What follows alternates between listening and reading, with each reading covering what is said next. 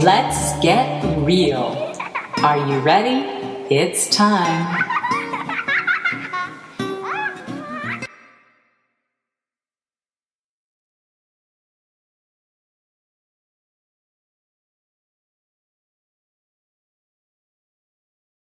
There is a God, and maybe there is something else. And it was only 100 years ago that our mainstream North American culture fully believed in God. I mean, it wasn't even 100 years ago. I mean, 50 years ago. I mean, this idea that there could be no God is kind of a new, very recent invention.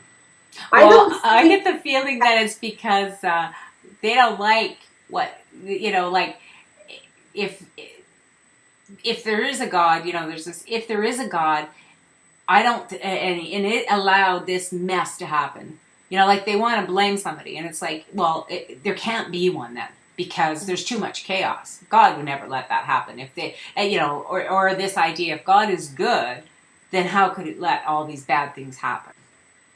I imagine we all have a piece of the truth, and whatever that truth is, and truth is big enough to encompass so much possibility if we just shine the light on it in a different way. So I think that what we always are talking about is some possibility of truth. And I think we've been experimenting with possibilities and ideas that there isn't a God, that, like what if God was dead? What if? And so we've experimented with living life in it for, 50 years as a large number of us actually trying to live as if there is no God. Well, I often wondered what it would be like if, my worst nightmare idea would be that everybody on the planet would leave and I'd be here by myself. Then what? Well, for one thing, who would I talk to? Because, I love to talk. That's what to God. Maybe that's why God created us. Yeah, he's lonely. She was lonely. She was lonely, yeah. We can speculate forever, but I think we can stick with what God really is: infinite, omnipotent, omnipresent, both separate and intimate, impersonal, interpersonal, personal. That the possibilities of what God is not limited by time or space in any way, because time and space really aren't they're just local phenomena. But time and space are local phenomena. If I look at you, I say, okay, Debbi is a reflection of God. If I look at my chair, I say that is also a reflection of God. And I think that that's hard for people, because the idea that a human being could be an expression of God, so could the chair, so could the tree, that they're all, because I'm going to just guess that's ego. That's a little bit like, what? You're putting me in the same category as a chair? I think as human beings, it's pretty clear that we have a special relationship with the divine, that we are part of the divine in a very, very special way. That, is separate from inanimate objects, as we call them, and is separate even from animals. There's a certain level of metaphysical understanding that we can reach that other beings on this planet in body form can't. But it doesn't change that it's all divine clay. That Right. it is all divine clay, and there's something about the human spirit and life force energy that cannot be created in human terms, whereas a chair can be created by a human being. Right. But Right. life force energy, as far as we've found it so far, and as far as I could understand, can never be replicated because it is something very special. And so we are something very special. And we have a special relationship with the divine. And I think this is where a lot of people have lost their touch. And this is really what's wanting to be said right now, is that we are so passionately loved by our Creator. This is something we've forgotten. And this is the whole crux of what wants to be said today, is that relationship we have with our Creator is so intensely close and personal, and we have used our fear to separate ourselves from it. The Course in Miracles says, and I'm just going to use this as kind of a point of my understanding, that we imagined ourselves separate from Creator for a split second, and that split second, that tiny measurement of time, so frightened us, so traumatized us at such deep levels that we got trapped in maybe a feedback loop of space and time. That what we compare to beings who are lost in out of a body and in time, and we send them to the light. That's actually us. That thought that we were separate from God was so terrifying and so contrary to truth that we got stuck here, and we are being coaxed back home because we were given free will. And at this time, God has poured so much, and divine intelligence, I'll use the word divine intelligence, has poured so much compassion and love and potential into this feedback loop that we created from that fear, that we are finally going home. And that's what the New Age is about, is a reconnection, a losing of that incredible fear that has paralyzed us for a portion of eternity. When you say going back home, though, that's an internal thing, isn't it? It's an internal thing. It's the parable of the prodigal. That's a parable that was given to us, I think, to reflect all time, but this time especially. That this is the relationship of the divine to us, that we've been allowed to imagine, that we were given our ability to co-create, which, the Son was given his portion, right. took off into the flesh pots of physical life, didn't work. We're coming back, and we're not going to be punished. There's no retribution. God is waiting with a feast. Divine intelligence awaits our return to what we left with so much love and patience and joy. And some people will take that opportunity to leave the planet. Some people will take it to stay on the planet and play in the new energy. Any possible permutation of what is happening is going to happen. That's what physical is about. We try to make it about this and that. Our brain has two lobes. We try to make it about either analytical or intuitive, just to break that down into two words.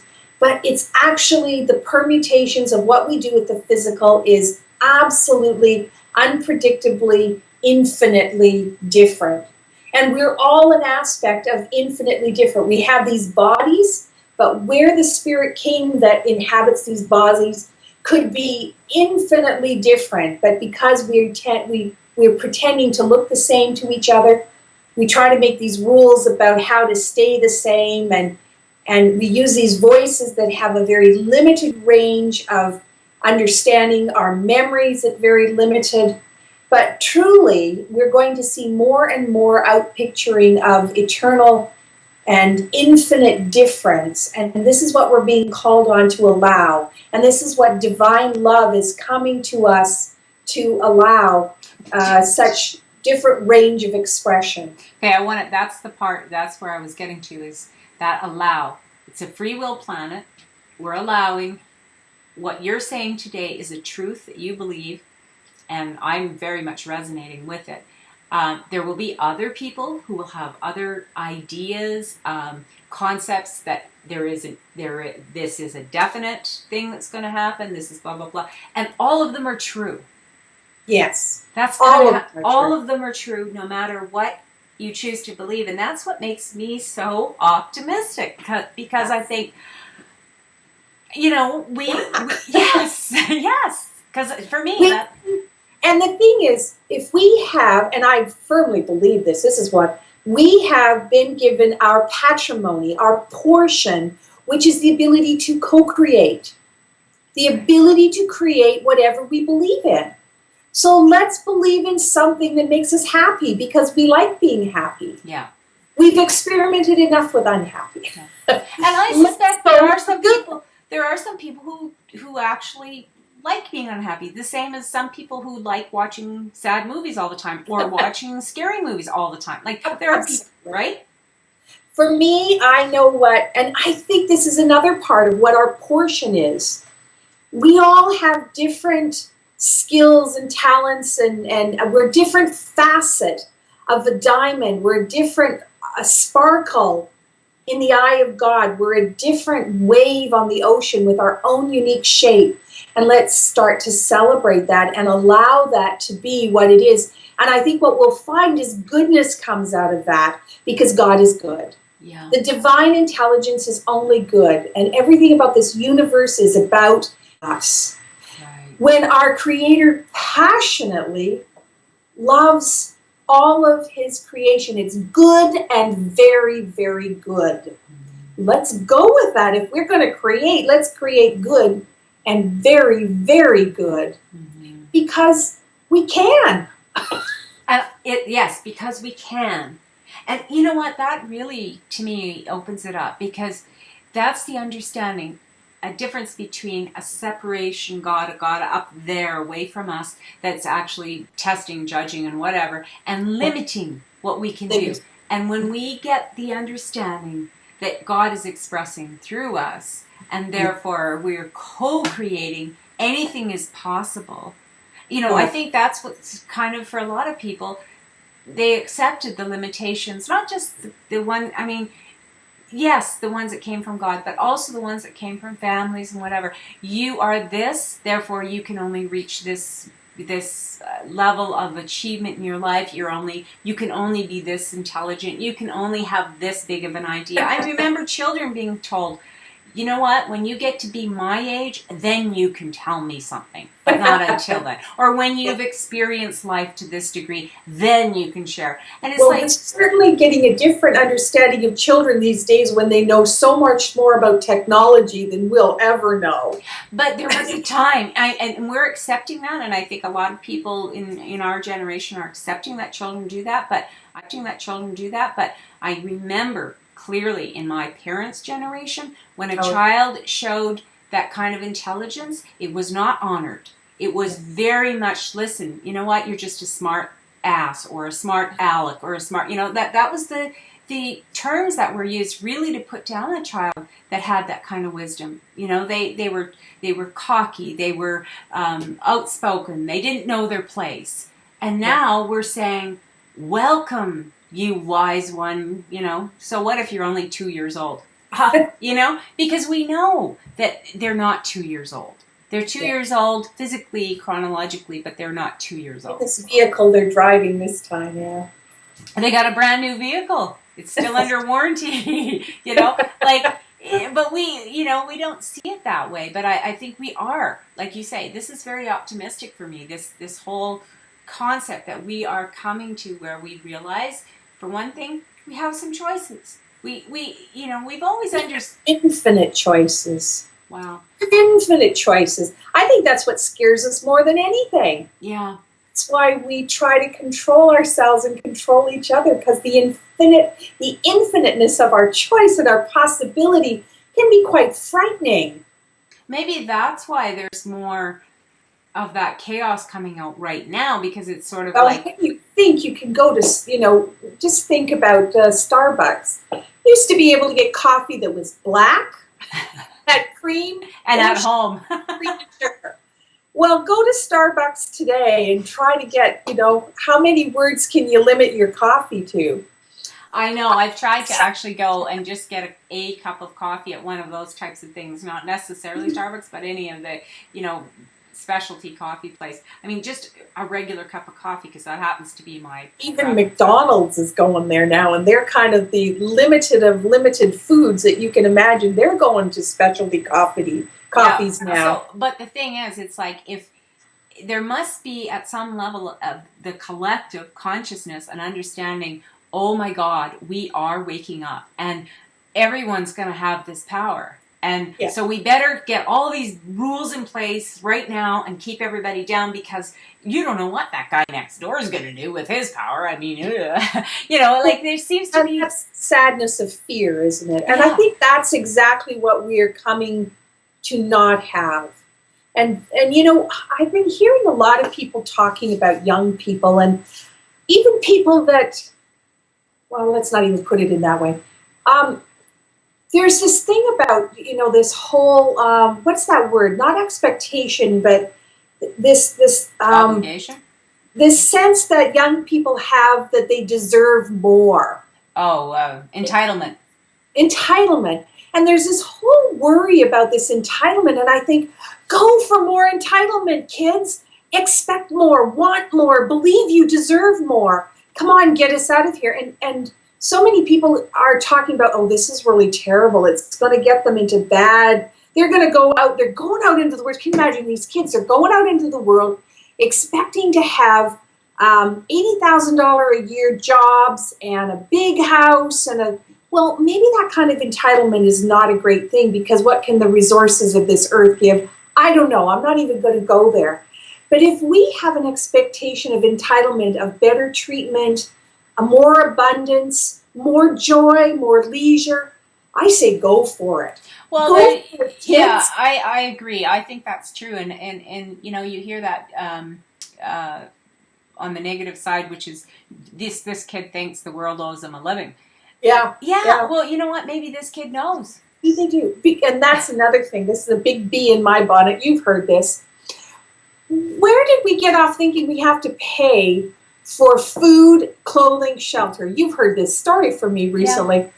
But where do we get off thinking that anybody has the right to limit us from that?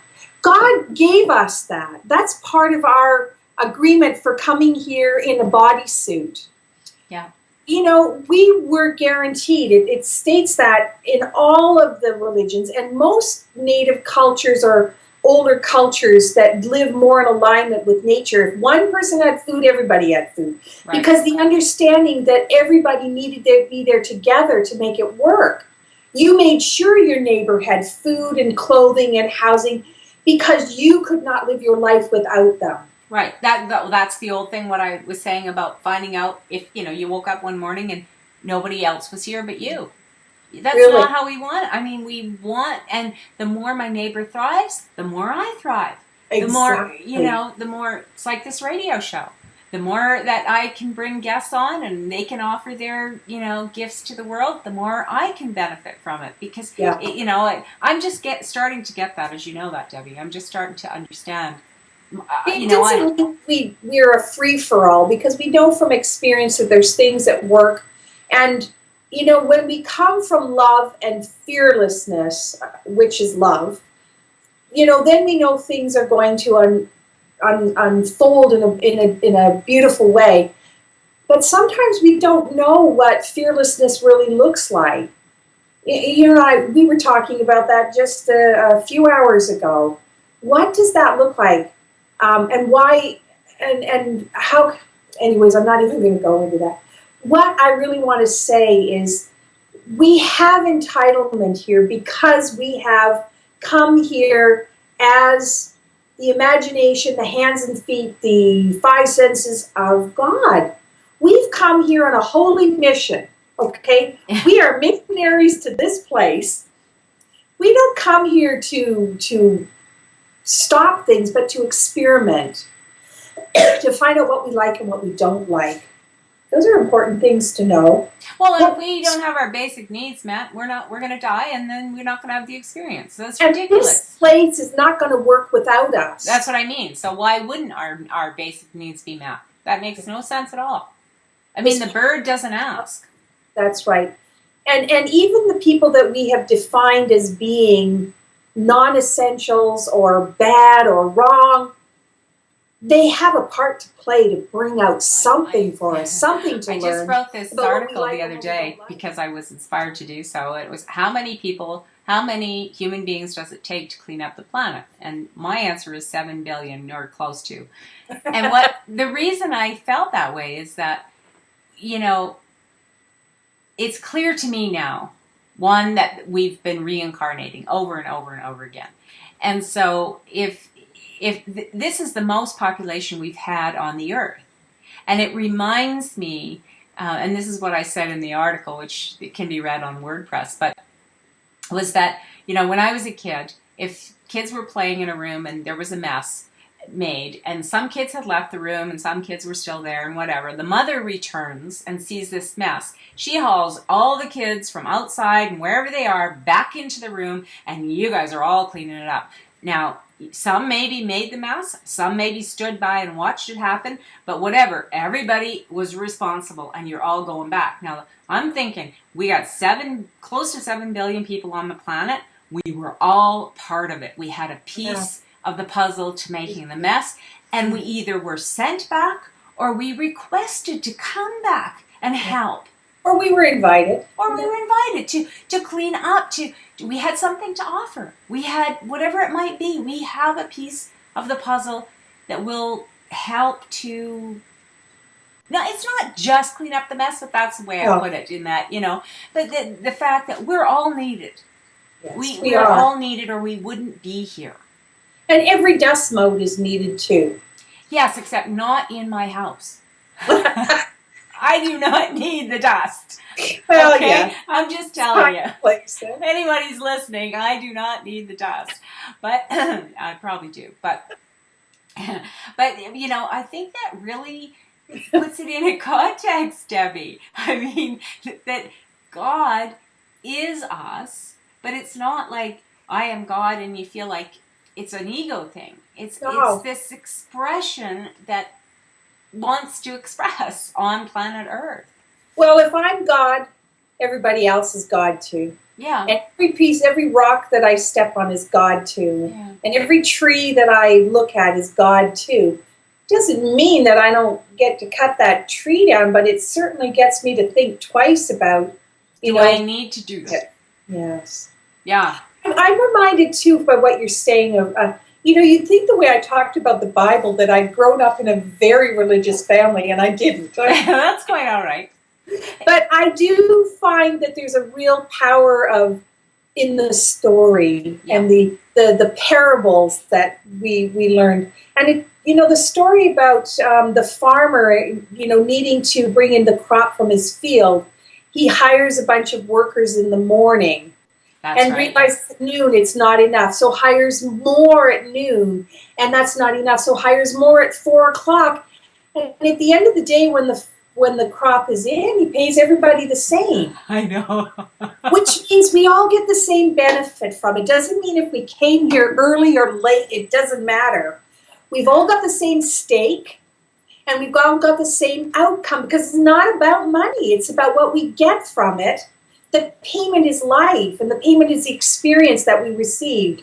And the payment is that the relationships we have and what is here being perfect in each moment. Yeah. There is no beginning, middle, end, really. It's all morphing into something else, and we don't end. We come back with a different vehicle, maybe, or not. I don't know.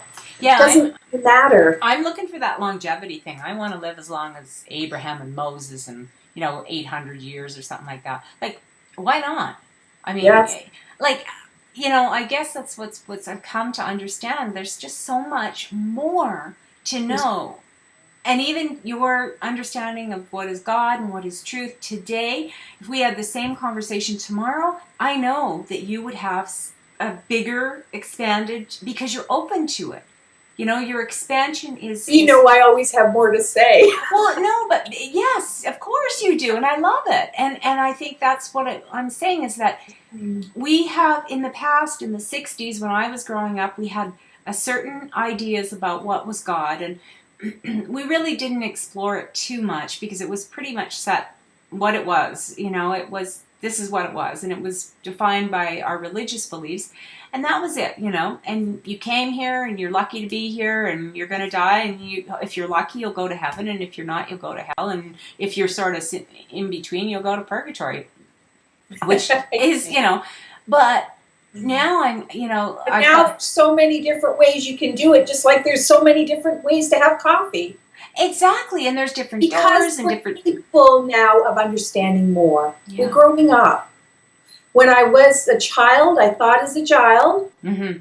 Now I'm a man or a woman, and I can understand more. Mm-hmm. I think that just talks about the whole run of the last 2,000 years. I have that story, 2,000 years ago, we started in another cycle, and different things happened here on the planet, and they're kind of coming to a new crux. So in this 2,000-year span, you could say, 2,000 years ago, we started over again at zero, and then each 100 years, you can talk about another, as far as the age of man, of the age of mankind, another year in the life, every 100 years. So here we are. Every how many years? 2,000. Okay. We're like 20-year-olds. Drop the last two numbers. We're like 20-year-olds. We're living in a 20-year-old culture, which means that in the 1900s, we were living as 19-year-olds. We'd kind of reached the age of majority, but we weren't out yet in the working world, Right. Now going out, and as 20-year-olds going towards 21, we're taking more responsibility. We're capable of more. Back in the year 1000, there's like 10-year-olds. People, where they were in grown-up bodies, but they were acting like 10-year-olds would act now. Yeah. Well, if you look at history, and I'm sticking to it. Yeah. Well, that's important. So I just want to, because we started off talking about God, and I think what I'd like to, we're getting close to the end of the an hour and a half, so this is probably going to end up being a two-part interview, but that's fine. What I wanted to say is that the concept, having a bigger concept of God also allows you to have a bigger concept of yourself, of your Absolutely. life, that whole thing, right? And about our relationship with each other. I like to think of it this way. I don't have a different relationship with you or my husband or my co-workers or my friends. If I can understand I'm having a relationship with God, a different form of God, I just have to relate with God then. Wow. Which is a big challenge. Big challenge. But I understand then that I'm having a relationship with God because everyone is a part of God. I'm having a relationship with divine intelligence that keeps me on the mark of my best behavior, I hope. And it also gives me a sense that I can be my full, authentic self with God.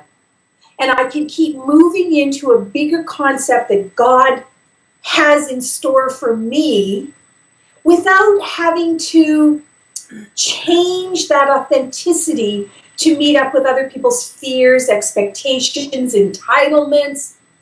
I can move into that relationship with you as with God between us, with divine intelligence between us, just to avoid any expectations that come up around the word God. But divine intelligence. I just wanted to make sure that we covered all that you wanted to express about God.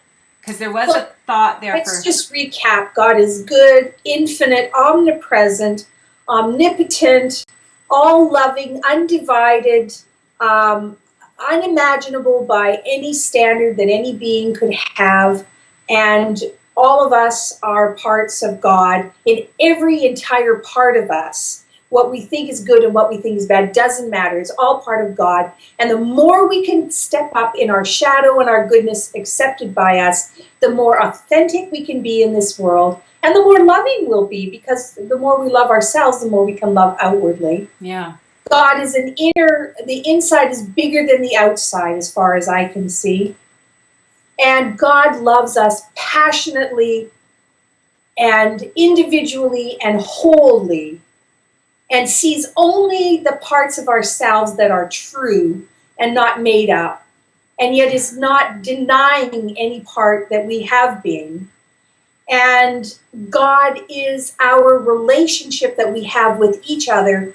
The relationship we have with anything is a relationship with God in every aspect of that.